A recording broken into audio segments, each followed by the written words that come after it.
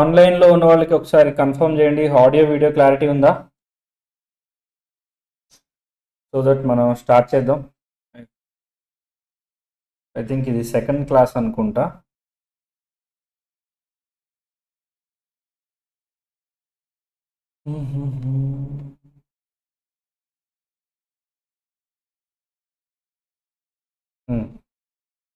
నువ్వు previous class విన్నావా?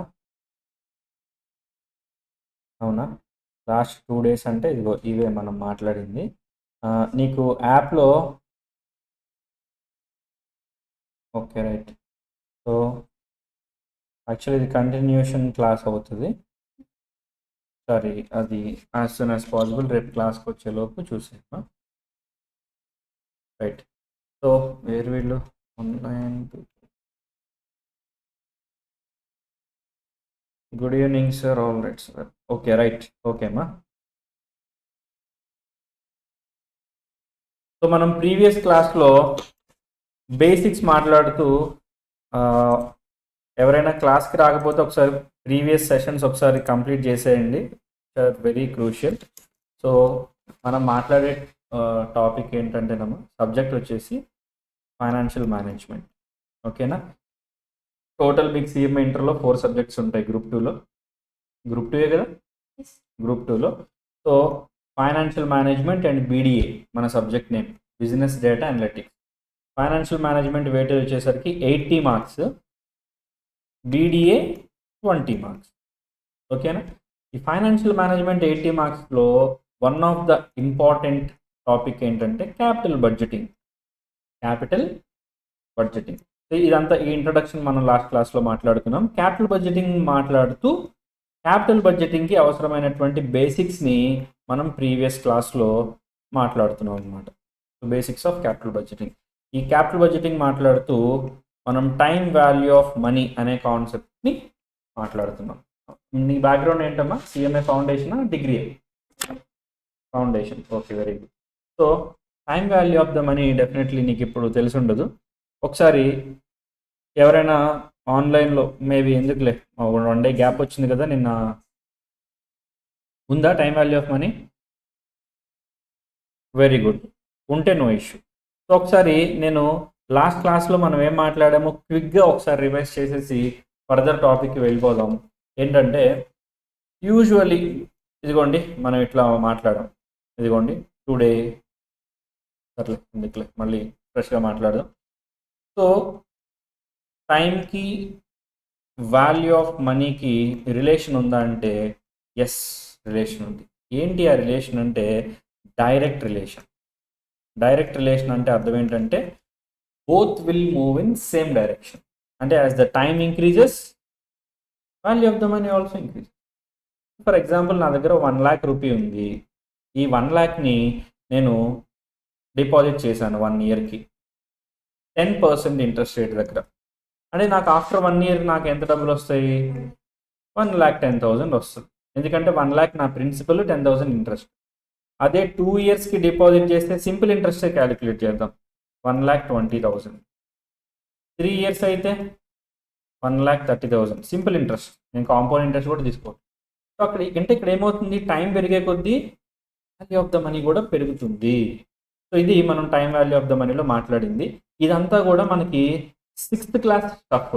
అంటే చిన్నప్పుడు మనం నేర్చుకున్నాం ఏమని, టైం పెరిగే కొద్దీ వాల్యూ ఆఫ్ ద మనీ కూడా పెరుగుతుంది అని. ఇక్కడ ఎగ్జాక్ట్లీ అదే 6th class స్టఫ్ నుంచి సేమ్ ఇంటర్లో మనం ఏం నేర్చుకుంటామంటే బ్యాక్ క్యాలిక్యులేషన్స్ నేర్చుకుంటాం. అంటే జాగ్రత్తగా వినమ్మా, మీకు టైం 3 phases ఉంటుంది, పాస్ట్, ప్రజెంట్, ఫ్యూచర్ కదా.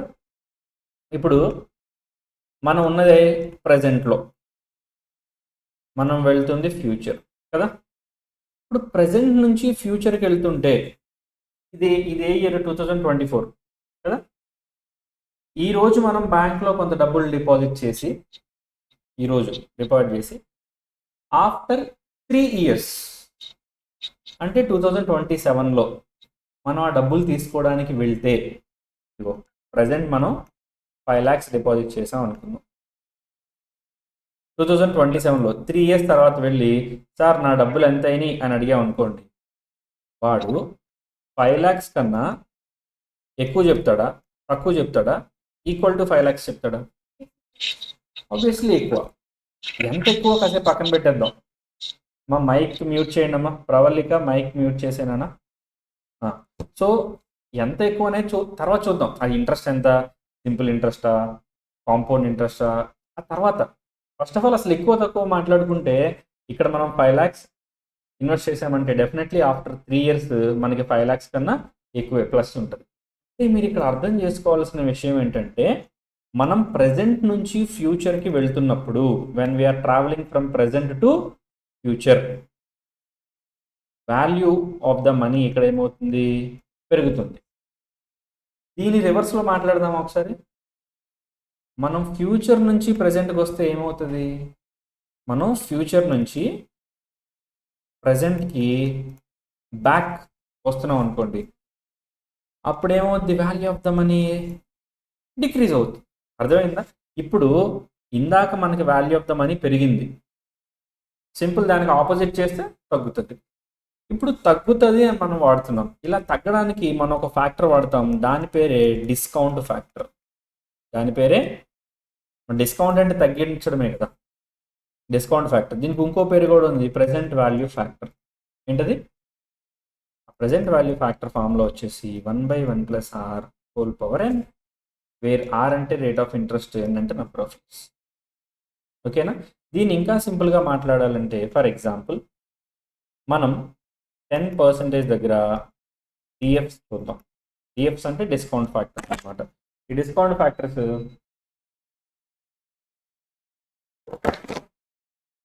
ఈ 10% దగ్గర డిస్కౌంట్ ఫ్యాక్టర్స్ చూస్తే, first year discount factor, second year discount factor, third year discount factor, fourth year discount factor చూద్దాం. మా క్యాలిక్యులేటర్ ఉందా నీ దగ్గర? ఓకే, ఒకసారి క్యాలిక్యులేటర్లో నేను ఇప్పుడు ఏం చెప్పాను, how to find discount factor అంటే 1/1 + r హోల్ పవర్ n అనుకుంటాం. ఓకేనా? First of all first year discount factor కనుక్కుంటాం. అంటే 1/1 + 10% హోల్ పవర్ 1 అంటే 1/1 + అమ్మ 10%లో 10, అదే నంబర్లో 0.1 పర్ సెంట్.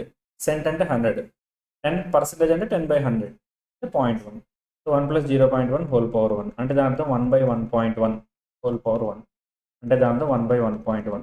ఓకేనా? ఇప్పుడు క్యాలిక్యులేటర్లో 1/1.1 కొట్టి ఎంత వచ్చింది, 0.909. అంతేనా? 0.909. పోనీ 2 digits ప్రకారమే తీసుకుందాం. 909 అంటే రౌండ్ ఆఫ్ చేస్తే 91గా, రౌండ్ ఆఫ్ చేస్తే 2 digitsకి రౌండ్ ఆఫ్ చేస్తే 0.91. ఓకే. రెండోది సెకండ్ ఇయర్ ఎలాగ అనుకుంటాం, 1/1 + 10% అంటే 0.1 హోల్ స్క్వేర్. ఓకేనా? ఇప్పుడు 1/1.1 హోల్ స్క్వేర్ ఇట్లా అంతా చేసే బదులు మనం ఏం చేయొచ్చు అంటే, క్యాలిక్యులేటర్లో ఇక్కడ 2 years కాబట్టి మనం క్యాలిక్యులేటర్లో 1/1.1 అని పెట్టి ఈజీక్వల్టుని 2 times ప్రెస్ చేస్తే సరిపోతుంది. ఎంత వచ్చింది, 0.826. నేనేమన్నా 2 digitsకి రౌండ్ ఆఫ్ చేద్దామన్నాను కదా, 0.83. ఓకేనా? ఇప్పుడు థర్డ్ ఇయర్కి ఫైండ్ అవుట్ చేద్దాం.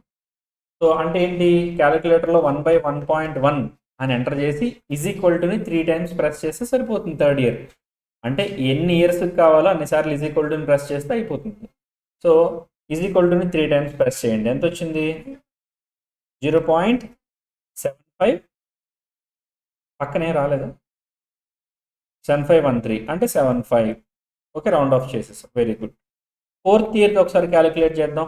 అంటే 1/1.1 అని 4 times ప్రెస్ చేయాలి ఈజీక్వల్టుని. అంతే, 4 times ప్రెస్ చేయనన్నా 0.68.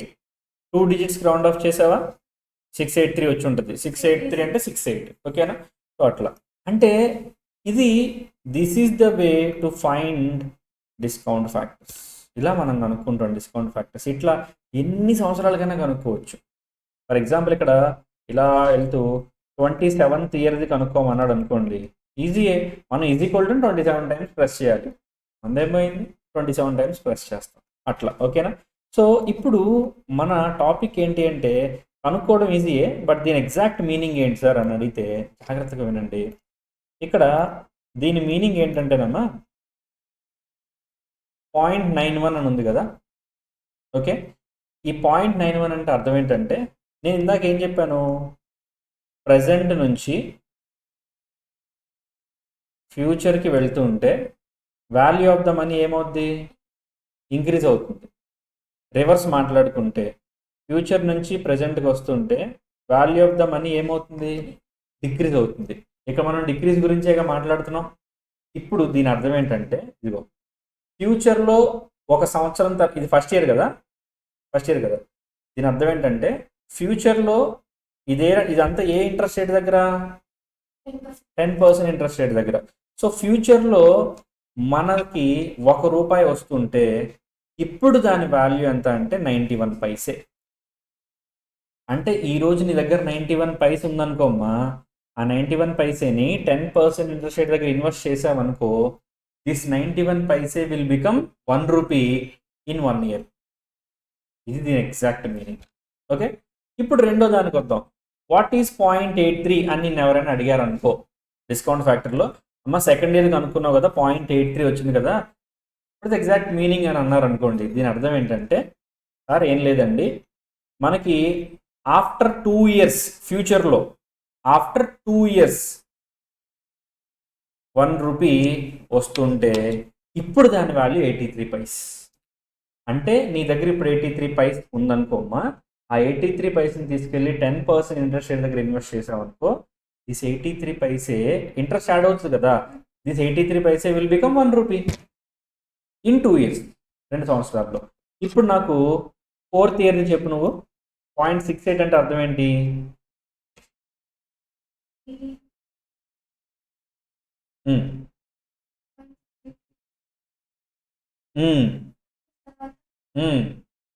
ఫ్యూచర్లో ₹1. అంటే ఇప్పుడు 4 సంవత్సరాల తర్వాత నీ దగ్గర ₹1 ఉందనుకో, దాని ఎగ్జాక్ట్లీ ఇప్పుడు వాల్యూ ఎంత తెలుసా, 68 పైస్. అంటే నీ దగ్గర ఇప్పుడు 68 పైసలున్నా ఒకటే, 4 సంవత్సరాల తర్వాత రూపాయి ఉన్న ఒకటే, 4 సంవత్సరాల తర్వాత రూపాయి ఉన్న ఒకటే, బోత్ ఆర్ సేమ్. ఎందుకు సార్ ఇప్పుడు 68 అప్పుడు ₹1 ఎలా ఈక్వల్ అవుతాయి, ఇంట్రెస్ట్ ఉంది కదా. ఇప్పుడు 28 పైసలు తీసుకెళ్ళి నువ్వు 10% ఇంట్రెస్ట్ రేట్ దగ్గర ఇన్వెస్ట్ చేసావు అనుకో, కోడి పిల్లలు పెట్టి అది సంతానం పెంచుకున్నట్టు ఇట్లా 68 పైసా పిల్లలు పెట్టి, పిల్లలు అంటే ఇంట్రెస్ట్, పిల్లలు పెట్టి the 68 paise will become ₹1. Compound interest వడ్డీ, చక్రవడ్డీ అట్లా అంత అర్థమైందా. ఇప్పుడు థర్డ్ ఇయర్ది 0.75 అంటే అర్థం ఏంటి, 3 సంవత్సరాల తర్వాత నీకు రూపాయి వస్తే ఇప్పుడు దాని వాల్యూ 75 పైస్. అంటే నీ దగ్గర ఇప్పుడు 75 పైస్ ఉన్నా ఒకటే, 3 సంవత్సరాల తర్వాత రూపాయి ఉన్నా ఒకటే, both are same. This is exactly time value of money. ఓకేనా, దీన్ని మనం డిస్కౌంట్ ఫ్యాక్టర్స్ రూపంలో ఈజీగా కనుక్కోవచ్చు. డిస్కౌంట్ ఫ్యాక్టర్కి ఉన్న పేరేంటమ్మా, ప్రజెంట్ వాల్యూ ఫ్యాక్టర్స్. ఓకేనా, సో ఇక్కడే ఇంకొక మాట కూడా నేను చెప్తున్నాను, జాగ్రత్త వినండి. ఈ డిస్కౌంట్ ఫ్యాక్టర్కి ప్రజెంట్ వాల్యూ ఫ్యాక్టర్ ఏ విధంగా అయితే అంటున్నామో, ఈ ప్రజెంట్ వాల్యూ ఫ్యాక్టర్స్ని, అదే ఈ డిస్కౌంట్ ఫ్యాక్టర్స్ని కలిపితే దాన్ని యాన్యుటీ ఫ్యాక్టర్ అని కూడా అంటారు. The summation of discount factors అంటే వీటిని సమ్ చేసాం అనుకోండి, the summation of discount factors is equal to annuity factor. ఫ్యూచర్లో మీకు వస్తుంది వాట్ ఈజ్ యాన్యుటీ ఫ్యాక్టర్ని, అప్పుడు మనం చూద్దాం. ఓకేనా, the summation of discount factors is called annuity factor. Actually మీకు MCQస్లో వాటిలో వీటి కూడా అడుగుతాడు, summation of dash is equal to annuity factor అంటే డిస్కౌంట్ ఫ్యాక్టర్స్. ఈ ప్రజెంట్ వాల్యూ ఫ్యాక్టర్స్ అన్నింటినీ యాడ్ చేస్తే అదే యాన్యుటీ ఫ్యాక్టర్. ఈ 4 యాడ్ చేయండి అమ్మా, 0.91, 0.83, 0.75, 0.68 యాడ్ చేయండి, 13, 16, 17, 17, 14, 20 ఎంతమ్మా, 3.17. ఇదేంటో తెలుసా, annuity factor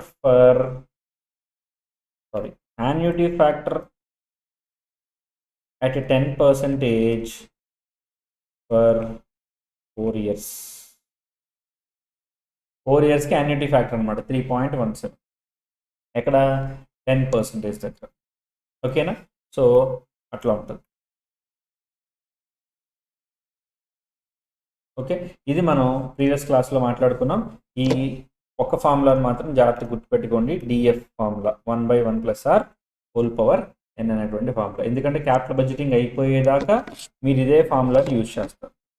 till the completion of capital budgeting 1/1 + r whole power n. Okay, next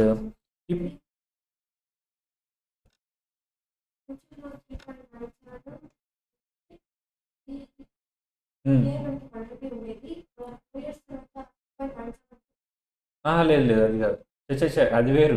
just annuity ఫ్యాక్టర్స్ని, సారీ, యాన్యుటీ ఫ్యాక్టర్ అంటే సమ్మేషన్ ఆఫ్ డిస్కౌంట్ ఫ్యాక్టర్స్. అది ఎప్పుడు వాడతాం తర్వాత చెప్దాం. ఎందుకంటే ప్రాబ్లమ్స్లో even cash flows, uneven cash flows అని ఉంటాయి. యాన్యుటీ ఫ్యాక్టర్ మనం ఎప్పుడు వాడతామంటే ఈవెన్ క్యాష్ ఫ్లోస్ ఉన్నప్పుడు ప్రతి క్యాష్ ఫ్లోని మల్టిప్లై చేసి ఆన్సర్ తీసుకోకుండా వీటిని కామన్గా తీసుకొని, ఈవెన్ కాబట్టి ఎవ్రీ ఇయర్ సేమ్ కదా. ఇప్పుడు ఫర్ ఎగ్జాంపుల్ 4 ఇయర్స్కి every year 1 lakh 1 lakh 1 lakh 1 lakh cash flow అన్నాడు అనుకున్నాము. మ్యాథ్స్లో మనం చేసేటప్పుడు కామన్ తీస్తాం కదా, అక్కడ 1 lakh కామన్గా తీసుకొని 1 lakh × 3.17 యాడ్ చేస్తాడు. తర్వాత మీకు ప్రాబ్లమ్స్ వస్తాయి, అప్పుడు అర్థమవుతుందండి. As of now annuity factor అంటే జస్ట్ గుర్తుపెట్టుకోండి, ఏమనంటే annuity factor is nothing but the summation of discount factors, that's it. Okay, right. So ఇప్పుడు ఒక చిన్న ఎగ్జాంపుల్ చూద్దాం. ఇంక ఇదే టైం వాల్యూ ఆఫ్ ద మనీలో లాస్ట్ ఎగ్జాంపుల్. ఓకే, ఇదే ఇంక లాస్ట్, జాగ్రత్త వినండి. ఫర్ ఎగ్జాంపుల్ ఎక్స్ ఉన్నాడు, ఎక్స్ వాళ్ళ ఫ్రెండ్ వై ఉన్నాడు, ఎక్స్ అండ్ వై. వైకి వాళ్ళ తాత, వైస్ గ్రాండ్ ఫాదర్ ఏం చెప్పాడంటే, ఏ నీకు 2034లో 2034లో అంటే ఈరోజు 17th జూలై కదా, 17th జూలై 2034లో ఓకే, నా ఆస్తి నుంచి నీకు 10 lakhs ఇస్తానురా. నేనున్నా లేకపోయినా నీకు ఆ 10 lakhs నా ఆస్తిలో నుంచి వస్తుంది, నా వీలునామా ఇది అని చెప్పి ఇస్తున్నాడు 10 లక్షలు. ఎప్పుడు? 2034లో 17th జూలై అంటే ఈరోజు, 18th జూలై అంటే ఈరోజు. అంటే ఈ రోజు నుంచి మొదలు పెడితే exactly after 10 years mister Y will receive 10 lakhs. అదే విషయం వై వాళ్ళ ఫ్రెండ్ ఎక్స్కి వచ్చేది. ఎక్స్ ఒక ఫైనాన్షియల్ అనలిస్ట్. ఎక్స్ ఎవరు? ఒక ఫైనాన్షియల్ అనలిస్ట్. ఇప్పుడు ఎక్స్తో అంటాడు వై, అరే నాకు 10 lakhs వచ్చేస్తుంది, 10 lakhs వచ్చేస్తుంది, నేను ఇప్పుడు 10 లక్షలు అప్పు చేయొచ్చు. ఎందుకంటే నేను ఇప్పుడు అప్పు చేశాను అనుకో, ఆ 10 లక్షలు 10 years తర్వాత వస్తుంది కదా, తీర్చేస్తాను అని అంటున్నాడు. అప్పుడు ఎక్స్ అంటాడు, నువ్వు చాలా ఫూలిష్ పర్సన్ రా, మీ తాత 10 లక్షలు 10 సంవత్సరాలతో ఇస్తాను అంటున్నాడు, నువ్వు ఇప్పుడే అప్పు చేస్తాను అంటున్నావు. అప్పుడు అప్పు ఎలా జరుగుతుంది? మధ్యలో ఇంట్రెస్ట్లు పెరుగుతాయి కదా. ఎట్లా అంటే, అవునా మరి మా గ్రాండ్ ఫాదర్ 10 lakhs ఇస్తా అన్నారు కదా, దాని యొక్క ప్రజెంట్ వాల్యూ, ఇప్పుడు దాని వాల్యూ ఎంత ఉంటుంది అని అడుగుతున్నాడు. ఇప్పుడు అప్పుడు ఎక్స్ అంటాడు, సరేరా నీ దగ్గర ఇప్పుడు డబ్బులు ఉంటే ఏం చేస్తావు, ఎక్కడ ఇన్వెస్ట్ చేస్తావు, ఆ ఇన్వెస్ట్మెంట్ మీద ఎంత రిటర్న్ తీసుకురాగలవు అని అడిగాడు. వాడు అన్నాడు వై, అరే నేను బిజినెస్ చేస్తాను, ఆ బిజినెస్లో నా ఇన్వెస్ట్మెంట్ మీద నాకు 17% రేట్ ఆఫ్ రిటర్న్ వస్తుంది. ఎంతమ్మా rate of return? 17% rate of return వస్తుంది. ఓకే, 17% అంటే నా దగ్గర ఇప్పుడు డబ్బులు ఉంటే I can invest that money in a business which produces 17% rate of return. 17% వస్తుంది. ఈ 17% రేట్ ఆఫ్ రిటర్న్ వస్తుంది కదా. అప్పుడు ఎక్స్ అంటాడు, సరే దీన్ని యూజ్ చేసుకొని 10 years కదా, 10 yearsకి 17% దగ్గర డిఎఫ్ కనుక్కుంటాడు. అమ్మా డిస్కౌంట్ ఫ్యాక్టర్ చెప్పండి. 0.208. అంటే ఇది ఎలా చేస్తాం? మళ్ళీ సేమ్ ఫామ్లో 1/1 + r whole power n. 1/1 + r అంటే ఎంత? ఇక్కడ 17% అంటే 0.17. ఓకే, హోల్ పవర్ n అంటే 10 అనమాట. అంటే 1/1.17 హోల్ పవర్ 10 అంటే 1/1.17 అని వేసి క్యాలిక్యులేటర్లో 10 times = కొట్టాలి. అమ్మ 10 times = కొట్టావా? అప్పుడైనా వచ్చింది 0.208. ఒకసారి మళ్ళీ చెయ్యి, కంగారు పడద్దు, మెల్లగా చెయ్యి. 1/1.17 అని కొట్టి 10 times 0.208 అయినా వెరీ గుడ్. సో 0.208 అనమాట. అంటే దీని అర్థం ఏంటో తెలుసా? ఇప్పుడు present value is equal to future value into discount factor. Present value కనుక్కోవాలంటే ఆ ఫ్యూచర్ వాల్యూకి డిస్కౌంట్ ఫ్యాక్టర్తో మల్టిప్లై చేస్తాం. ఫ్యూచర్ వాల్యూ ఎంత వచ్చింది 10 lakhs ఇంటూ డిస్కౌంట్ ఫ్యాక్టర్ ఎంత 0.208 ఎంత నాన్న 2,08,000. అంటే దాని అర్థం ఏంటో తెలుసా? ఇప్పుడు వై దగ్గర 2,08,000 ఉంటే ఆ 2,08,000ని 17% రేట్ ఆఫ్ రిటర్న్ ఇచ్చేటువంటి బిజినెస్లో ఇన్వెస్ట్ చేస్తాడు కాబట్టి దిస్ 2,08,000 విల్ బికమ్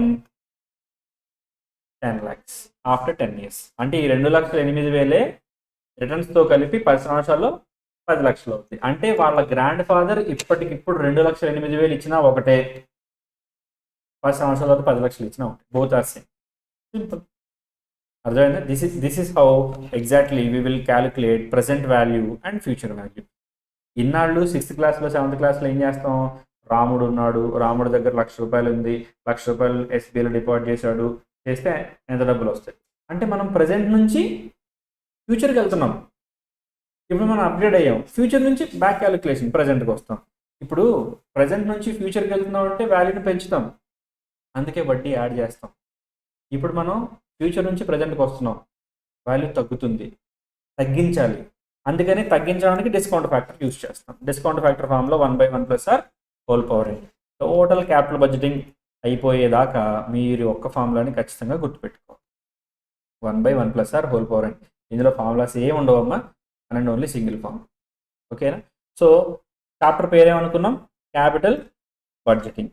సో నేను ఆల్రెడీ దీని గురించి మాట్లాడాను, మళ్ళీ ఒక్కసారి 1 minute చెప్తాను, జాగ్రత్త వినండి. క్యాపిటల్ అనే పదం మీరు వినుంటారు. Capital is the prime money for doing the business. మూలధనం తెలుగులో. అంటే వితౌట్ క్యాపిటల్ బిజినెస్లు అసలు చేయలేము. మనం ముందు ఇన్వెస్ట్ చేసి, ఇప్పుడు ఫర్ ఎగ్జాంపుల్ నువ్వు ఇక్కడ ఒక టిఫిన్ సెంటర్ స్టార్ట్ చేద్దాం అనుకుంటున్నావు, స్టార్ట్ చేయలే. నీకు కస్టమర్స్ డబ్బులు ఎప్పుడు ఇస్తారు? నువ్వు ముందు ఇక్కడ ఒక హోటల్ ఎస్టాబ్లిష్ చేసి, వర్కర్స్ని అపాయింట్ చేసి, ముందు గూడ్స్ తయారు చేసి అమ్మితే అప్పుడు డబ్బులు వస్తాయి. అంతేగాని ఇప్పుడు ఫర్ ఎగ్జాంపుల్ నువ్వు నా దగ్గరికి వచ్చి, సార్ నేను ఒక 6 నెలల్లో ఇక్కడ ఒక హోటల్ స్టార్ట్ చేస్తాను, ప్లేట్ ఇడ్లీ ₹30 ఉంటుంది, మీరు ఒక 10 plates ఇడ్లీ తిన్నారనుకొని ₹300 ఇవ్వండి అని నన్ను అడిగామనుకో, నేననే కాదు ఎవరైనా ఇస్తారు అసలు? అంటే యూ విల్ గెట్ ఇన్ఫ్లోస్. ఇప్పుడు దీన్ని ఇంకా సింపుల్గా ఎలా చెప్పాలంటే, సరే అదే మనం తర్వాత చూద్దాం. You will get inflows. ఎప్పుడు నీకు టైమింగ్ అనేది ఎప్పుడు వస్తుంది? You will get inflows only if outflows happen before that time. అంటే నీకు ఇన్ఫ్లోస్ రావాలంటే అవుట్ఫ్లోస్ ముందు ఉండాలి.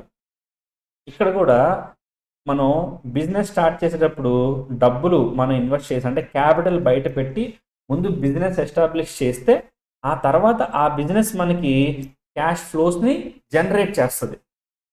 అర్థమవుతుందా? అంతేగాని నేను అవుట్ఫ్లోస్ ఏం బయటకు పెట్టను, నేను డబ్బులు ఖర్చు పెట్టను, అయినా నాకు డబ్బులు వచ్చేయాలి ఎట్లా అంటే అలాంటి బిజినెస్లు ఏవి ఉండవు. So capital is the king అనమాట. సో ఇలాంటి క్యాపిటల్ అనేది హెవీ సమ్స్లో ఉంటుందా, స్మాల్ సమ్స్లో ఉంటుందా అంటే చాలా హెవీ సమ్స్లో ఉంటుంది. ఇప్పుడు మనం పేపర్లో అట్లా చూస్తుంటాం అమ్మా, పలానా కంపెనీ 5,000 కోట్లు ఇన్వెస్ట్ చేస్తుంది, 6,000 కోట్లు ఇన్వెస్ట్ చేస్తుంది. నన్ను థౌజండ్స్ ఆఫ్ క్రోర్స్ మాకు గుడ్డిగా ఎవరు ఇన్వెస్ట్ చేయరు కదా. మనం నార్మల్లీ ఒక సింపుల్ ఒక తిరుపతి ట్రిప్కో, ఫ్యామిలీతో అరుణాచలం ట్రిప్కి వెళ్తున్నప్పుడే మనం స్టే ఎక్కడ, ట్రావెల్ ఎక్స్పెన్స్ ఎంత అవుతాయి, లాడ్జింగ్ ఎక్స్పెన్స్ ఎంత అవుతాయి, ఫుడ్ ఎంత అవుతుంది, మళ్ళీ రిటర్న్ జర్నీ, ఇదంతా ముందు బడ్జెట్ చేసుకుని వెళ్తాం కదా. లేదా అక్కడికి వెళ్ళిన తర్వాత వాడికి ఫోన్ చేసి వీడికి ఫోన్ చేసి అప్పుడుతాం. అట్లా ఏం చేయి, ముందే బడ్జెట్ చేసుకుంటాం. జస్ట్ లైక్ మరి మనం చిన్న ఒక 5 లక్షలు 6 లక్షలు 10 లక్షలకి ఇంత బడ్జెట్ చేసుకున్నప్పుడు క్యాపిటల్ని బడ్జెట్ చేయడం అంటే ప్రాపర్ ప్లానింగ్ ఉండాలి. ఎందుకంటే ఇట్ ఇన్వాల్వ్స్ హ్యూజ్ సమ్స్, చాలా ఎక్కువ అమౌంట్స్ ఉంటాయి. అండ్ ఇందులో డెసిషన్స్ అన్నీ కూడా ఇర్రివర్సబుల్ డెసిషన్స్. ఒక 5,000 కోట్లు ఇన్వెస్ట్ చేద్దాం అనుకుని ఒక 300 కోట్లు ఇన్వెస్ట్ చేసిన తర్వాత నాకు ఇక్కడ నచ్చలేదని చెప్పి వెనక్కి రాలేము. సో ఎందుకంటే monetary interest exactly correct. So కాబట్టి మనం ఇన్వెస్ట్ చేసే ముందే మల్టీ డైమెన్షనల్గా ఆలోచించుకోవాలి, కరెక్టా కాదా. ఇక్కడ కూడా క్యాపిటల్ అందుకనే బడ్జెట్ చేసే ముందు మనం మల్టీ డైమెన్షన్లో రకరకాల పాయింట్ ఆఫ్ వ్యూస్ నుంచి ఆలోచించాలి. మనం ఇక్కడ ఇన్వెస్ట్మెంట్ కరెక్టేనా ఇట్లా అని చెప్పి. సో ఇలా క్యాపిటల్ని బడ్జెట్ చేయడానికి మనకి కొన్ని టూల్స్ ఉంటాయి. ఇప్పుడు మనం ఓన్లీ అంటే ఇది ఫైనాన్షియల్ పాయింట్ ఆఫ్ వ్యూ నుంచి మాత్రమే మాట్లాడుకుంటాం ఈ చాప్టర్లో. పొలిటికల్ పాయింట్ ఆఫ్ వ్యూ ఇవన్నీ మనకు అసలు సంబంధం లేదు, అవి ఎక్స్టర్నల్ ఫ్యాక్టర్స్ అనమాట. మన ఫైనాన్షియల్ పాయింట్ ఆఫ్ వ్యూలో ఒక ప్రాజెక్ట్ని అనాలిసిస్ చేయడానికి మనకు కొన్ని టెక్నిక్స్ ఉన్నాయి. ఆ టెక్నిక్స్ని బేసికల్గా చెప్పాలంటే 2 వేస్లో విడగొట్టారు. ఒకటి ట్రెడిషనల్ టెక్నిక్స్ అమ్మ, రెండోది మోడర్న్ టెక్నిక్స్. ఒక ట్రెడిషనల్ టెక్నిక్స్, రెండవది మోడర్న్ టెక్నిక్స్. ఈ ట్రెడిషనల్లో రెండు టెక్నిక్స్ ఉంటాయి. ఏంటంటే pay back period method, second one వచ్చేసి ఏఆర్ఆర్. ఏఆర్ఆర్ అంటే అకౌంటింగ్ రేట్ ఆఫ్ రిటర్న్ లేదా యావరేజ్ రేట్ ఆఫ్ రిటర్న్, రెండింటికి పేర్లు సేమ్ ఏఆర్ఆర్ అనే అంటారు. ఏఆర్ఆర్ అంటే ఏంటమ్మా, యావరేజ్ రేట్ ఆఫ్ రిటర్న్ అన్నా అదే, లేదా అకౌంటింగ్ రేట్ ఆఫ్ రిటర్న్ అన్నా కూడా అదే. అకౌంటింగ్ రేట్ ఆఫ్ రిటర్న్ లేదా యావరేజ్ రేట్ ఆఫ్ రిటర్న్.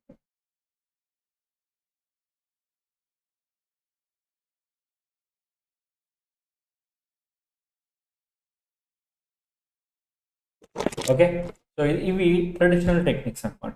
ఎందుకు ట్రెడిషనల్ టెక్నిక్స్ అన్నారో కూడా మాట్లాడు. నెక్స్ట్ మోడర్న్ టెక్నిక్స్ బేసికల్లీ 3 ఉంటాయమ్మా మీకు సిలబస్లో. ఏంటంటే ఎన్పివి అంటే నెట్ ప్రెజెంట్ వాల్యూ అంటారు, నెట్ ప్రెజెంట్ వాల్యూ. రెండవది పిఐ అంటే profitability index. And third one వచ్చేసి ఐఆర్ఆర్. ఏంటది? ఐఆర్ఆర్. ఐఆర్ఆర్ అంటే ఇంటర్నల్ రేట్ ఆఫ్ రిటర్న్. దీనిలోనే లాస్ట్లో ఇంకో 2 కూడా ఎక్స్ట్రా యాడ్ అవుతాయి, అదే ఎంఎన్పివి, ఎంఐఆర్ఆర్. అంటే modified NPV, modified IRR. Okay, అంటే బేసికలీ ఈ 3 ఆ తర్వాత ఇంకో మోడిఫికేషన్స్ ఇంకో 2 ఎక్స్ట్రా యాడ్ అవుతాయి అనమాట, హైబ్రిడ్. ఆ 3 ఏంటమ్మా, ఎన్పివి, పిఐ, ఐఆర్ఆర్. అంటే ఎన్పివి అంటే నెట్ ప్రెజెంట్ వాల్యూ, పిఐ అంటే present profitability index, and third one IRR అంటే internal rate of return. Okay, ఈ 3. సో ఫస్ట్ ట్రెడిషనల్ టెక్నిక్స్ మాట్లాడదాం. సార్ ట్రెడిషనల్ టెక్నిక్స్ని ఎందుకు ట్రెడిషనల్ టెక్నిక్స్ అన్నారంటే, just the name itself, name చెప్తున్నట్టుగా traditional techniques అంటేనమ్మా ఇవి పాత టెక్నిక్స్. ఇందులో time value of the money include అవ్వదు. అంటే ఏంటి తెలుసా, వీళ్ళకి ఇంట్రెస్ట్లు తెలియదు అసలు. పాతకాలం వాళ్ళు అంటే టైం వాల్యూ ఆఫ్ ద మనీలో మనం ఏమనుకున్నాం, ఈరోజు డబ్బులు మనం ఇన్వెస్ట్ చేస్తే కొన్ని రోజుల తర్వాత ఆ వాల్యూ పెరుగుద్దని వాళ్ళకి అది తెలియదు. ట్రెడిషనల్ వాళ్ళు ఏమనుకుంటారు తెలుసా, ఈరోజు నీకు 1 lakh ఇచ్చాను అనుకో, 10 సంవత్సరాల తర్వాత నేను నీ దగ్గరికి వచ్చి నా డబ్బులు మొత్తం నాకు ఇచ్చాయంటే 1 lakh ఇస్తే చాలు. మరి మీన్వెల్ 10 yearsకి ఇంట్రెస్టా అంటే ఏంటి అంటారు. అంటే వాళ్ళకి తెలియదు. అంటే తెలియదు ఇన్ ద సెన్స్ వాళ్ళు దాన్ని కన్సిడర్ చేయట్లేదు. అంటే ట్రెడిషనల్ టెక్నిక్స్లో ఎప్పుడూ కూడా they won't consider time value of the money. This is the major difference between traditional techniques and modern techniques. In case of traditional techniques, time value of the money is ignored. Time value of the money is ignored. Whereas in case of modern techniques, time value of the money is considered. So, payback period అనేటువంటిది ఏదైతే ఉందో, payback period ఇది ఏం చెప్తుంది అంటే పేరులోనే ఉందమ్మా, payback. Payback అంటే అర్థం ఏంటి, మనం పెట్టిన డబ్బులు మళ్ళీ మనకి తిరిగి రావడానికి ఎన్ని రోజులు పడుతుందో చెప్పేదే పేబ్యాక్. ఓకే, ఇది ఎంత సెన్స్లెస్ మెథడ్ అంటే అఫ్కోర్స్ మార్క్స్ సిలబస్లో ఉంది కాబట్టి మనం మాట్లాడుకుంటాం, కానీ ఇది ఇప్పుడు ఎలా చెప్తుంది అంటే, మనం ఇన్వెస్ట్ చేస్తాం కదా, ఇన్వెస్ట్ చేశాక క్యాష్ ఇన్ఫ్లోస్ వస్తుంటాయి కదా, మనకు ఆ ఇన్ఫ్లోస్ ఏవైతే ఉన్నాయో అవుట్ఫ్లోస్కి మనకు మ్యాచ్ అయిపోతే కావాలనుకుంటుంది. అంటే ఏంటి, మనం ఈరోజు 10 లక్షలు ఇన్వెస్ట్ చేసాం, ఇది జాగ్రత్త చూడు, T0 దగ్గర T0 ఆర్ Y0 అంటాం, అంటే టుడే ప్రజెంట్ అని. ప్రజెంట్ మనం ఒక బిజినెస్లో 10 lakhs ఇన్వెస్ట్ చేసాం. ఈ బిజినెస్ యొక్క లైఫ్ 5 years అనుకో, అంటే T1, T2, T3, T4, T5 ఇలా ఉంటుంది.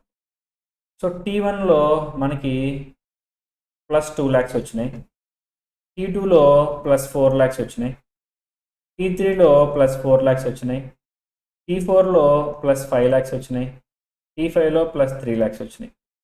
ఎగ్జాంపుల్. ఓకే అమ్మా, ఇప్పుడు నువ్వు ఈ బిజినెస్లో ఎంత ఇన్వెస్ట్ చేసావు, 10 lakhs. పే బ్యాక్ పీరియడ్ అంటే ఏంటో తెలుసా? ఎంతసేపు నీ 10 లక్షలు తిరిగి నీకు రికవర్ కావడానికి ఎంత టైం పట్టిందో అదే పే బ్యాక్ పీరియడ్. ఇప్పుడు 10 lakhs రావడానికి ఎంత టైం పట్టిందో చూద్దాం. ఫస్ట్ ఇయర్ 2 lakhs వచ్చింది, సరిపోయిందా? సరిపోలేదు. సెకండ్ ఇయర్ 4 lakhs వచ్చింది, 2 + 4 6, సరిపోయిందా? నో. థర్డ్ ఇయర్కి వెళ్తాం, థర్డ్ ఇయర్ 4 lakhs వచ్చింది, 2 + 4 6, 6 + 4 10, సరిపోయింది. అంటే ఇదేమనుకుంటుంది తెలుసా? Pay back period is equal to 3 years, అయిపోయింది అంతే. పే బ్యాక్ పీరియడ్ 3 years అని చెప్తుంది మేనేజ్మెంట్కి. మేనేజ్మెంట్ 3 years పర్లేదు, షార్ట్ టైమే అని అనుకుంటే ఇన్వెస్ట్ చేస్తారు. లేదమ్మా 3 years అంటే చాలా ఎక్కువ, నేను ఇన్వెస్ట్ చేయాలనుకుంటే చేయదు, అంతే. ఇది ఎందుకు సెన్స్లెస్ మెథడ్ అంటున్నాం అంటే ఇంట్రెస్ట్ కన్సిడర్ చేయట్లేదు.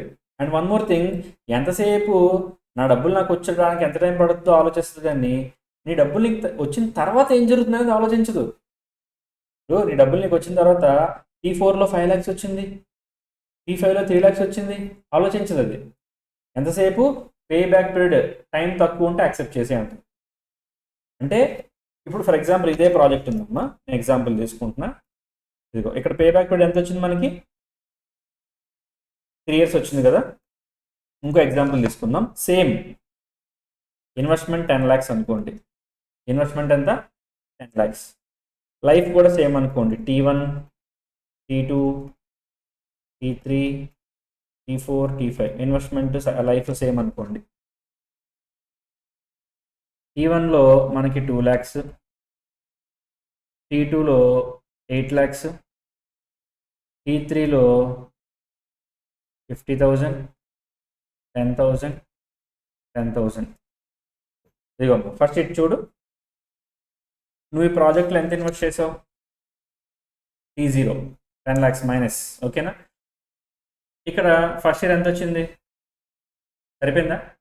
సరిపోలేదు. T2లో ఎంత వచ్చింది? 8 lakhs, సరిపోయిందా? సరిపోయింది. 2 + 8 10 lakhs వచ్చేసింది. అంటే ఇక్కడ పే బ్యాక్ పీరియడ్ ఎంత? 2 years, ఓకేనా? ఇప్పుడు పే బ్యాక్ పీరియడ్ ప్రకారం ఈ పే బ్యాక్ పీరియడ్ని నమ్ముకుని డెసిషన్ తీసుకునే వాళ్ళకి ఈ రెండు చూపించి ఏ ప్రాజెక్ట్ని యాక్సెప్ట్ చేస్తావు, ఏ ప్రాజెక్ట్ని రిజెక్ట్ చేస్తావు అన్నారు అనుకోండి. ఈ ఫస్ట్ ప్రాజెక్ట్ని యాక్సెప్ట్ చేసి ఈ ఫస్ట్ ప్రాజెక్ట్ని రిజెక్ట్ చేసి సెకండ్ ప్రాజెక్ట్ని యాక్సెప్ట్ చేస్తారు. ఎందుకో తెలుసా? ఇక్కడ పే బ్యాక్ ఎంత? 2 years, ఇక్కడ 3 years. లేట్ అవుతుంది వద్దంటారు. కానీ రియాలిటీ ఆలోచించు, ఈ 3 years తర్వాత ఇక్కడ ఎంత వస్తుంది? 8 lakhs వస్తుంది. కానీ ఇక్కడ 2 years తర్వాత 70,000 వస్తుంది. 8 lakhs కావాలా, 70,000 కావాలా? 8 lakhs. కానీ పే బ్యాక్ పీరియడ్ నేను అది చూడనివ్వదు. Pay back period always concern about the amount of time which we need to recover our initial investment. మన ఇనిషియల్ ఇన్వెస్ట్మెంట్ తిరిగి రికవర్ చేసుకోవడానికి మనకు ఎంత టైం పడుతుందో చెప్పేదే పే బ్యాక్ పీరియడ్, ఓకేనా? పే బ్యాక్ పీరియడ్ ప్రకారం డెసిషన్స్ తీసుకోవడం చాలా ఫూలిష్గా ఉంటాయి అన్నమాట. ఎందుకో తెలుసా? ఆ పే బ్యాక్ పీరియడ్ అనేది పే బ్యాక్ పీరియడ్ అవి వచ్చేసిన తర్వాత, నీ డబ్బులు నీకు వచ్చేసిన తర్వాత ఏం జరుగుతుంది అనేది పట్టించుకోదు, అకౌంటింగ్లోకి తీసుకోదు. అది ఒక మేజర్ డ్రాబ్యాక్ అని అర్థమైందా? ఈ పే బ్యాక్ పీరియడ్ మీద మీకు ప్రాబ్లమ్స్ కూడా ఉంటాయి, ఒకసారి చూద్దాం. చూడండి పేజ్ నంబర్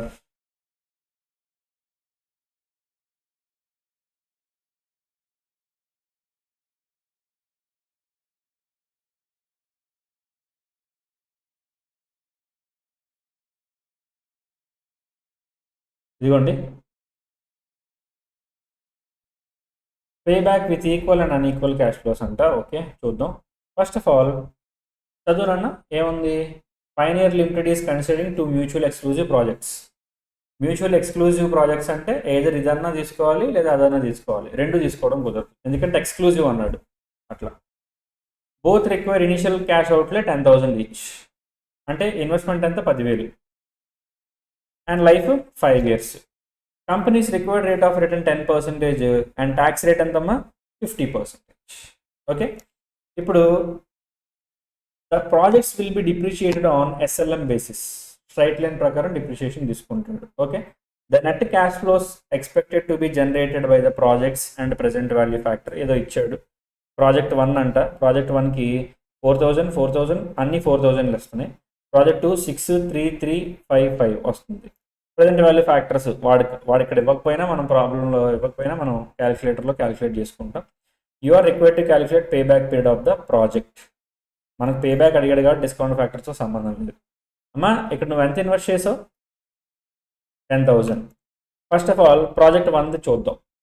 ఫస్ట్ ఇయర్ ఎంత వచ్చింది నీకు? 4,000. అంటే హ్యాపీయా? మొత్తం డబ్బులు వచ్చేసినాయా? రాలేదు. రెండో సంవత్సరం ఎంత వచ్చింది? 4,000. 4 + 4 8,000. హ్యాపీయా? వచ్చేసిందా మొత్తం? రాలా. ఎందుకంటే మనం పెట్టింది 10,000, ఈ 2 సంవత్సరాల్లో మనకు వచ్చింది 4 + 4 8,000. ఇంకెంత రావాలి? 2,000 రావాలి. థర్డ్ ఇయర్లో ఎంత వచ్చింది? 4,000. కానీ మనకి 4 ఆల్రెడీ 8 వచ్చింది, 8కి 4 యాడ్ చేస్తే 12 ఎక్కువ వచ్చేస్తుంది. మనకి అంత అక్కర్లా, 10 కావాలి మనకి. సో కాబట్టి ఈ సంవత్సరానికి 4,000 అనుకుంటే మనకు కావాల్సింది 2,000 కదా, అంటే హాఫ్, అంటే 6 months అంతే కదా. ఈ 1 year థర్డ్ ఇయర్లో 4,000 రావడానికి 1 year పట్టిందమ్మా. కానీ మనకు కావాల్సింది 2,000 కదా. ఎందుకంటే మన ఇన్వెస్ట్మెంట్ ఇక్కడ ఎంత? ఇదిగోండి, మన ఇన్వెస్ట్మెంట్ ఇక్కడ ఎంత? 10K. ఫస్ట్ ఇయర్లో 4K, సెకండ్ ఇయర్లో 4K వచ్చింది, అంటే మొత్తం 8K వచ్చింది. అంటే ఇంకా ఎంత రావాలి? 2K రావాలి. థర్డ్ ఇయర్లో 4K వచ్చింది, కానీ మనకి 4K అవసరం లేదు, 2K చాలు, అంటే ఎగ్జాక్ట్లీ హాఫ్. సంవత్సరానికి 4,000 అంటే 2,000 రావడానికి 6 months అనమాట. అంటే పే బ్యాక్ పీరియడ్ ఎంతో తెలుసా? 2.5 years, 2.5 years, లేదా 2 years 6 months. ఇది పే బ్యాక్ పీరియడ్ కనుక్కునే విధానం. రెండోది ప్రాజెక్ట్ 2 చూద్దాం. అమ్మా ఒక నిమిషం, జస్ట్ మినిట్, మర్చిపోయా. ఇక్కడ వాడు డైరెక్ట్గా క్యాష్ ఫ్లోస్ కదా, వాడు ఏమి ఇచ్చాడు? Net cash flows before tax కదా ఇచ్చాడు వాడు. Sorry, net cash flows before taxes ఇచ్చాడు. సో బిఫోర్ ట్యాక్సెస్ కాబట్టి మనం ఇందులోంచి ట్యాక్సెస్ తీసేసేయాలి. ఇక్కడ డిప్రిషియేషన్, ట్యాక్స్ రేట్ ఇవన్నీ తీసేసుకుని ట్యాక్స్ రేట్ ఎంత ఇచ్చాడు? 50%. అంటే ప్రాసెస్ సేమే, బట్ క్యాష్ ఫ్లోస్ని మనం క్యాలిక్యులేట్ చేయాలి. 4 డైరెక్ట్గా తీసేసుకుండా మనం అందులో డిప్రిషియేషన్ని తీసేద్దాం. ఇదిగోండి, ఇక్కడ మనకి ఇన్వెస్ట్మెంట్ ఎంత వచ్చింది? 10,000. లైఫ్ ఎంత? 5 years. ఏ మెథడ్ ప్రకారం డిప్రిషియేషన్ చేయమన్నాడు? ఎస్ఎల్ఎం ప్రకారం డిప్రిషియేషన్ అంటే అర్థం ఏంటి? రైట్ లైన్ మెథడ్లో ఇన్వెస్ట్మెంట్ బై లైఫ్ వేస్తాడు. ఎస్ఎల్ఎం ఫార్ములా అదే. ఇన్వెస్ట్మెంట్ 10,000, లైఫ్ 5 సంవత్సరాలు, 10/5 అంటే 2,000. సో ఇక్కడ ప్రాసెస్ సేమే, బట్ నేను డైరెక్ట్గా క్యాష్ ఫ్లోస్ తీసుకున్నా. ఒక్క నిమిషం జాగ్రత్త చూడండి. ఇదిగోండి, మనకి ఫస్ట్ ఇయర్ 4,000 వచ్చింది. ఇది డైరెక్ట్గా మనం తీసేసుకోవచ్చా అంటే నో, ఇందులోంచి డిప్రిషియేషన్ తీసేయాలి. డిప్రిషియేషన్ ఎంత? 2,000 తీస్తే 4లో 2 పోతే ఎంతమ్మా? 2,000. దీనిలో నుంచి ట్యాక్స్ తీసేయాలి. ట్యాక్స్ ఎంత? 50%. 50% అంటే 1,000. అంటే నీకు ప్రాఫిట్ ఆఫ్టర్ ట్యాక్స్ ఎంత? 1K మిగిలింది. కానీ ఇక్కడ మనకి క్యాష్ ఫ్లో ఎంతో కావాలి. క్యాష్ ఫ్లో అంటే అర్థం ఏంటో తెలుసా? Profit after tax plus depreciation. ఇది ఫార్ములా, గుర్తుపెట్టుకోండి. క్యాష్ ఫ్లో అర్థం ఏంటి? క్యాష్ ఫ్లో ఫార్ములా ఏంటంటే PAT ప్లస్ డిప్రిషియేషన్. ఇది ఎందుకో కూడా నేను చెప్తాను ఇప్పుడే, జాగ్రత్త. So PAT 1K, depreciation 2K. 1,000 + 2,000 ఎంత? 3,000. అంటే క్యాష్ ఫ్లో 3K. సార్ ఇప్పుడు మీరు నాకు కొత్త ఫార్ములా చెప్పారు, cash flow = PAT plus depreciation అని. అంటే అర్థం ఏంటి అని అన్నారు అనుకోండి, జాగ్రత్త వినండి. PAT ప్లస్ డిప్రిషియేషన్ అంటే అర్థం ఏంటంటే, మా క్యాష్ ఫ్లో అంటే సింపుల్గా చెప్పాలంటే నీ దగ్గర ఉన్న క్యాష్ బ్యాలెన్స్, నీ దగ్గర డబ్బులు ఎంత ఉన్నాయని. ప్రాఫిట్ నీ దగ్గర ఉంటుంది. డిప్రిషియేషన్ అంటే నాన్ క్యాష్ ఎక్స్పెన్స్ అయినా, మనం అది బయట వాళ్ళకి పే చేయం, మన దగ్గరే ఉంచుకుంటాం. ఫర్ ఎగ్జాంపుల్ నా దగ్గర 10,000 ఉంది. నా ఫ్రెండ్ వచ్చి అరే ఇంకో 50,000 ఇచ్చాడు, ఇచ్చి నేను తర్వాత అడుగుతాను అప్పుడు ఇవ్వరా, అప్పుడు దాన్ని నీ దగ్గరే పెట్టాను. నా దగ్గర నా 10,000తో పాటు వాడి 50,000 కూడా జేబులో పెట్టుకున్నా. నా దగ్గర నా డబ్బులు ఎంత ఉన్నాయంటే 10,000, కానీ నా దగ్గర డబ్బులు ఎంత ఉన్నాయంటే 60,000. ఎలా? నాది 10, నా ఫ్రెండ్ ఇచ్చింది 50,000. అంటే how much cash I'm holding? దానికి answer 60,000. How much my own cash I'm holding? 10,000. అర్థమవుతుందా? అంటే అలా ఇక్కడ కూడా ఒక కంపెనీకి ప్రాఫిట్ ఎంత అంటే 1,000, కానీ ఆ కంపెనీ దగ్గర క్యాష్ ఎంత ఉందంటే 1,000 + 2,000. సార్ ఎందుకు సార్ ఈ 2000 ఉందంటే డిప్రిషియేషన్ అనేటువంటి దాన్ని మనం బయట వాళ్ళకి పే చేయం. It is a non cash expense, మన దగ్గరే ఉంచుకుంటాం. సో కాబట్టి ఈ 1000కి 2000 యాడ్ చేస్తాం. 3000 is our cash flow.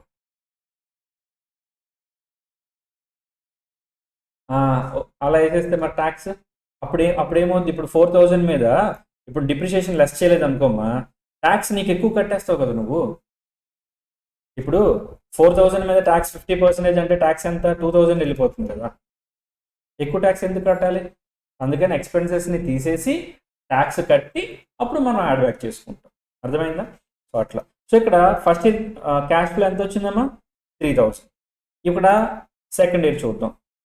Same 4000, depreciation same 2000, పోతే 2000, ట్యాక్స్ కూడా సేమ్ 50% అంటే 1000, మళ్ళీ 1K, తర్వాత డిప్రిషియేషన్ యాడ్ చేస్తే మళ్ళీ 3000. ఎవ్రీ ఇయర్ సేమ్ ఉంటే ఉంటుంది. అలా 5 సంవత్సరాలు. ఇది ఇయర్ 1, ఇది ఇయర్ 2, ఇయర్ 3, ఇయర్ 4, ఇయర్ 5 కూడా every year same 3000, 3000, 3000, 3000 every year same వస్తుంది. మనకి పే బ్యాక్ పీరియడ్ కావాలి. ఓకేనా? ఇప్పుడు మనం ఎంత ఇన్వెస్ట్ చేసాం? 10,000. ఫస్ట్ ఇయర్ 3000 వచ్చింది. We're not happy.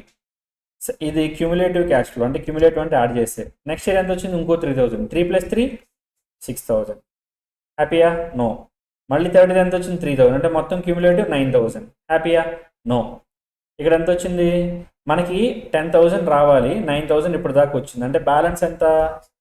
1K రావాలి. కానీ సంవత్సరంలో ఎంత వచ్చింది? 3000. సో మనకి 3K రావడానికి 1 ఇయర్ పడితే 1K రావడానికి ఎన్ని రోజులు అనేది చూస్తాం. 1/3000 ఇంటూ 1000.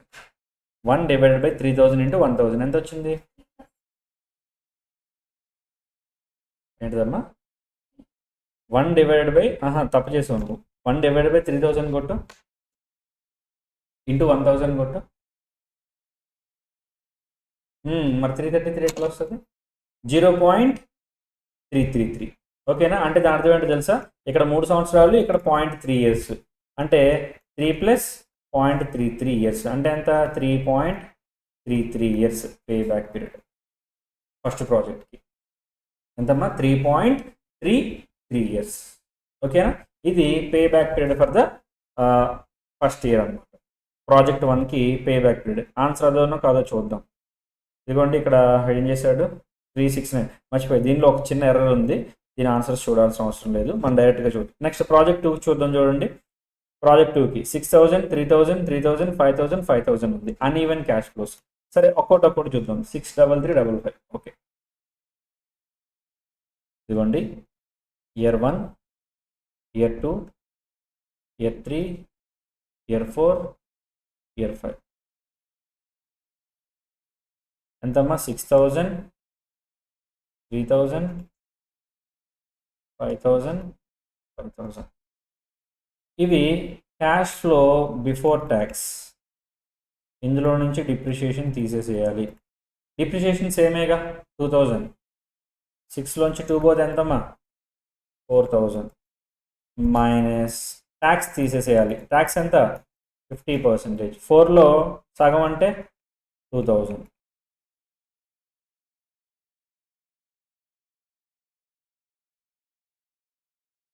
ఓకే, సో 4లో 2000 పోతే నీకు మిగిలేది 2000. ఇదేంటో తెలుసా? Profit after tax. దీనికి ఏం యాడ్ బ్యాక్ చేయాలి? డిప్రిషియేషన్ని యాడ్ బ్యాక్ చేయాలి. డిప్రిషియేషన్ ఎంత? 2000. మొత్తం ఇక్కడ క్యాష్ ఫ్లో ఎంత వచ్చింది? 4000. ఓకే, నెక్స్ట్ ఇక్కడ 3000 ఉంది. 3000లో సేమ్ కదా డిప్రిషియేషన్, 2000 పోతే మిగిలేది 1K. 1Kలో ట్యాక్స్ ఎంతమ్మా? 0.5K, అంటే 500 అనమాట. పోతే ఇక్కడ మిగిలేది ఎంత? 0.5K. ఇక్కడ డిప్రిషియేషను 2000, అంటే ఇక్కడ మిగిలేది 2.5K. నెక్స్ట్ ఇక్కడ కూడా డిప్రిషియేషన్ సేమ్, 3 - 2 1. మళ్ళీ ఇక్కడ మిగిలేది సేమ్, ఇక్కడ 2000 యాడ్ బ్యాక్ చేస్తే ఇది 2.5K. Okay, next same 2000 minus చేస్తాము, 3000 మిగులుతుంది, 1500 పోతుంది, 1500 మిగులుతుంది. 2000 యాడ్ చేస్తాం 3.5K. ఇక్కడ 5000 కాబట్టి ఇక్కడ కూడా సేమ్ 3.5K. ఓకే, ఇప్పుడు ఇది మనకు వచ్చినటువంటి క్యాష్ ఫ్లోస్. ఇవన్నీ ఏంటమ్మా? Cash flows. ఇవన్నీ మనం క్యూములేటివ్ క్యాష్ ఫ్లోస్ చూసుకుంటే, క్యూములేటివ్ అంటే అర్థం యాడ్ చేస్తూ ఉన్నాం. ఇవ్వండి 4000, 6500, 9000, 12500. కానీ మనకు కావాల్సింది 10,000. సో ఇక్కడ మొదటి 3 సంవత్సరాలు యాడ్ చేయాలి. మొదటి 3 సంవత్సరాలు టైం పడుతుంది. నెక్స్ట్ మనకు కావాల్సింది 4th ఇయర్లో ఒక 1000 రూపీస్. మనకు కావాల్సింది 1000 రూపీ, కానీ 4th ఇయర్లో వచ్చింది 3500. సో 3500కి 1 ఇయర్ పడుతుంటే 1000కి ఎంత అనేది తీసుకుంటాం. So 1 divided by 3500 into 1000, 0.285. ఓకేనా? అప్పుడు ఏంటి? ఇదంతా 3 ఇయర్స్ ప్లస్ ఇక్కడేమో 0.285 ఇయర్స్. అంటే మొత్తం ఆన్సర్ ఎంతమ్మా? 3.285 ఇయర్స్. ఇది కరెక్ట్. పేబ్యాక్ పీరియడ్ అంటే పేబ్యాక్ పీరియడ్ క్యాలిక్యులేట్ చేయడం ఎంత ఈజీ అంటే, ఎప్పుడూ కూడా వాడు అక్కడ డైరెక్ట్గా మీరు యాక్చువల్లీ ఇందులో ఫస్ట్ ప్రాబ్లంలోనే ఇన్స్టిట్యూట్ మెటీరియల్లో కొంచెం తప్పు ఉంది. ఆ సొల్యూషన్ చూడొద్దు మీరు. అది మిస్టేక్ అని మీరు ఒకసారి కొంచెం బ్రెయిన్ వాడినా మీకు అర్థమైపోయింది. ఎందుకంటే వాడు కొంచెం తప్పు చేశాడు అందులో. సో ఈ ప్రింట్ మిస్టేక్స్ అనేది ఇన్స్టిట్యూట్ మెటీరియల్లో చాలా కామన్గా ఉంటాయి. సో మీరు దాన్ని పట్టించుకోవద్దు, జస్ట్ మెథడ్ని ఫాలో అవ్వండి చాలు. సో పేబ్యాక్ పీరియడ్ ఎప్పుడూ కూడా మనం పెట్టిన ఇన్వెస్ట్మెంట్ మళ్ళీ మనకి తిరిగి రావడానికి ఎంత టైం పడుతుందో చెప్పేటువంటి ఒక బేసిక్ ఫినామినల్ మెథడ్ మాత్రమే. ఓకేనా? దీన్ని బట్టి డెసిషన్స్ ఎలా తీసుకుంటామంటే, ఎక్కువ పేబ్యాక్ పీరియడ్ పట్టేటువంటి ప్రాజెక్ట్స్ని రిజెక్ట్ చేసి షార్టర్ పేబ్యాక్ ఉండేటువంటి ప్రాజెక్ట్స్ని యాక్సెప్ట్ చేస్తాం. ఇది దీనిలో రూల్. రిమైనింగ్ ఏఆర్ఆర్ ఒకటి ఉంది కదా, అది మనం రేపు క్లాస్లో చూస్తాం. ఓకేనా? సో దీంతో మనకు 4-5 డేస్లో మీరు పైన బ్యాచ్ ఉన్నారు కదా, వాళ్ళతో మెచ్ చేసేయడానికి కొంచెం కాన్సెప్చువల్ నాలెడ్జ్ ఈక్వల్ అయిపోతుంది. రిమైనింగ్ రేపు క్లాస్లో మాట్లాడదాం. ఒక 3-4 సెషన్స్ వరకు ఇట్లా విడిగా మాట్లాడదాం. మీన్వెల్ వాళ్ళకి మీరు మ్యాచ్ అయిపోయిన తర్వాత కంప్లీట్ చేసేయచ్చు.